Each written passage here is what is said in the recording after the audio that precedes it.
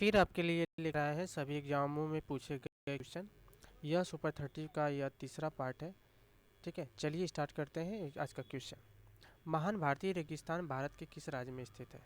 हम जानते हैं कि भारत में एक रेगिस्तान है जिसका नाम है थार का रेगिस्तान। थार का मरुस्थल के नाम से जानते हैं।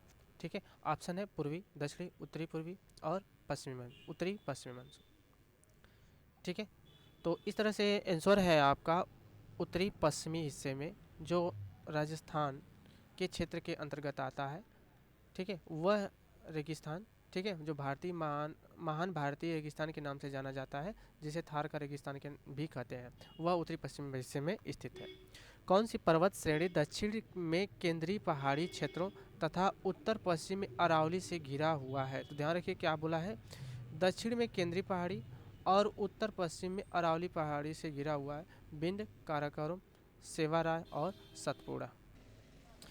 इसका आंसर है विंध्य पर्वत जो है इसका आंसर होगा। अगला है भारत का प्रमुख भूगर्भिक युवा विभाजन कौन सा है? भूगर्भिक युवा विभाजन जो भारत की उत्तरी सीमा पर है। तो क्वेश्चन के हिसाब से आप बता ही सकते हैं कि आंसर क्या होगा। हिमालय, प्रायद्वीपीय पठार, भारतीय रेगिस्तान और उत्तरी मैदान।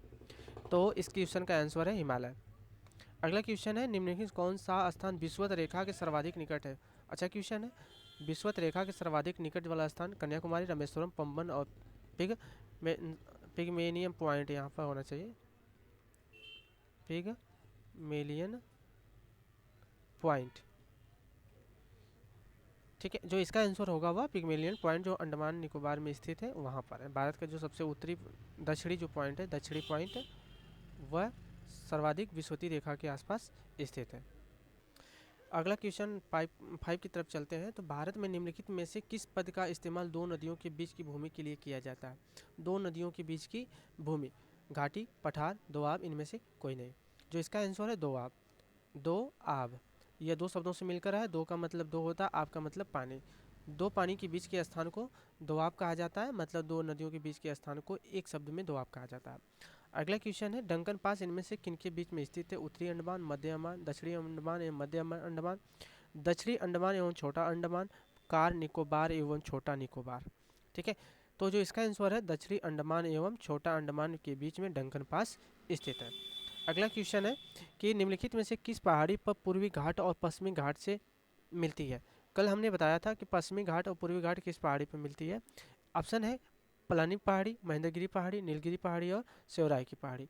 ठीक है, इसका जो आंसर है नीलगिरी पहाड़ी। इसको अभी हम डिटेल में दिखा रहे हैं। अगला क्वेश्चन है कोंकण तट कहाँ से कहाँ तक विस्तृत है? गोवा से कोच्चि, गोवा से द्वीप, दमन से गोवा और गोवा से मुंबई। ठीक है, यह जो इसका आंसर है दमन से गोवा के बीच में जो कोंकण तट है वह विस्तृत है। यहाँ पर देखिए इस क्वेश्चन में, तो यह गुजरात से लेकर के दमन के बीच में कठियावाड़ तट है।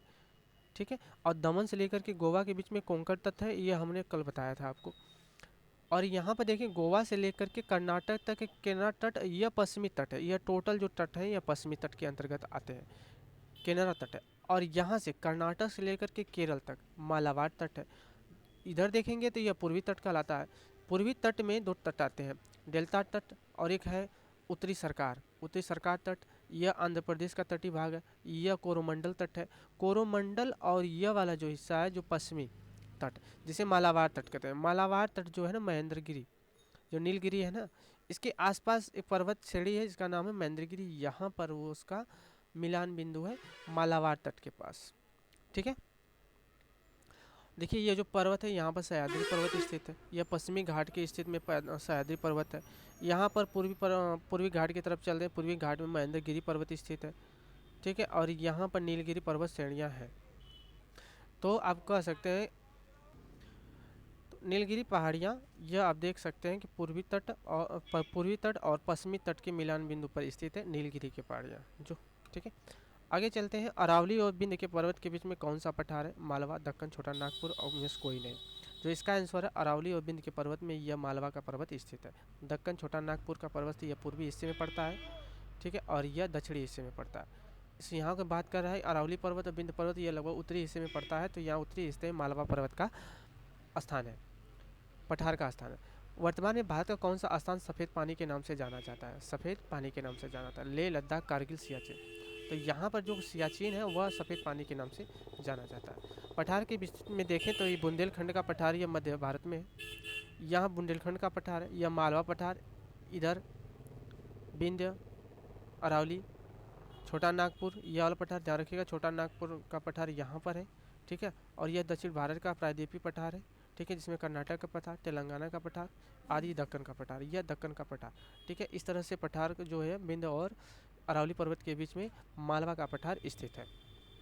आगे चलते हैं, निम्नलिखित में से किस भारतीय राज्य की समुद्री सीमा सबसे छोटी है?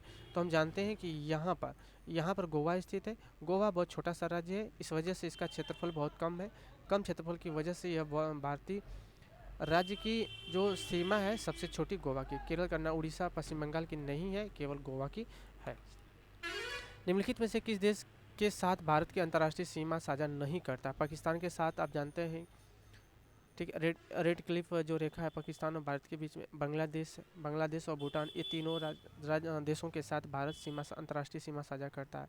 लेकिन श्रीलंका एक समुद्री द्वीपीय देश है जहाँ पर भारत की कोई सीमा लगती नहीं है, असली सीमा नहीं लगती है। कार्डोमोम पहाड़ियाँ कहाँ स्थित है? जम्मू कश्मीर, हिमाचल प्रदेश, केरल और महाराष्ट्र, ठीक है। कार्डोमोम का मतलब होता है इलायची की पहाड़ियाँ। कार्डोमोम मतलब इलायची। तो आप कह सकते हैं इलायची की पहाड़ियाँ कहाँ स्थित है? तो जहाँ पर सबसे ज़्यादा मसाला उत्पन्न होता है। मसाला उत्पादक राज्य जो है केरल को कार्डोमोम की पहाड़ियाँ कहा जाता है, ठीक है। और इसे मसालों की घाटी भी कहा जाता है, मसालों का देश या राज्य भी कहा जाता है। और बात करें यहाँ पर साइलेंट वैली, शांत घाटी यहाँ पर मौजूद है। यहाँ पर जो एक बंदर पाया जाता है। इस बंदर की खासियत है कि उसकी पूंछ जो है शेर की तरह होती है, शेर पूंछ के नाम से जाना जाता है, ठीक है, यहीं पर पाया जाता है। अगला क्वेश्चन है, जोजिला दर्रा निम्नलिखित में से किन दो को जोड़ता है? श्रीनगर, ले, कालिम्पोंग और लासा, चंबा और स्पीति, अरुणाचल प्रदेश और लासा।